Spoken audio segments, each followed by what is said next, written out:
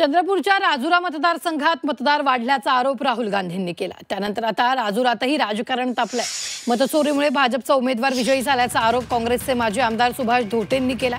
तर वाढीव मतदारांबाबत निवडणूक आयोगात दाखल करण्यात आलेली होती अशी माहिती धोटेंनी दिली। मात्र मतदारसंघात किती बोगस मतदार आहेत या संदर्भात कुठलाही खुलासा झाला नसल्याचा आरोप धोटेंनी केला। तर राजुरा मतदारात वाढ किंवा डिलिजन झालं नाही असा दावा भाजपचे आमदार देवराम भुमरे यांनी केलेला आहे।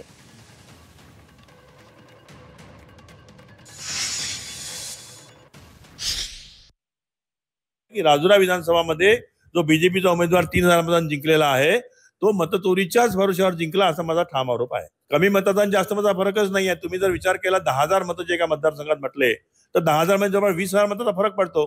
तर त्यामुळे कुठतरी डाल में कुछ काला आहे हे तर सरळ सरळ दिसून आलेला आहे।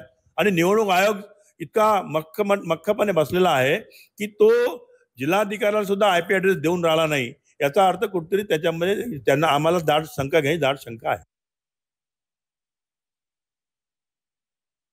काही मतदार त्या ठिकाणी वाढवण्याचा प्रयत्न तेव्हा झाला होता। तर त्या संदर्भात तेव्हा आमच्या पक्षाच्या अध्यक्षांनी तक्रार दिली बाकी आणि त्यानंतर त्या तक्रारीवरून स्वतः तहसीलदारांनी सुद्धा त्यावेळेस तक्रार करून जे मतं फॉर्म ॲडसाठी आले होते ते रिजेक्ट केले। परंतु या ठिकाणी कोणत्याही प्रकारचं ॲडिशन किंवा डिलिशन हे मात्र कुठेही झालं नाही।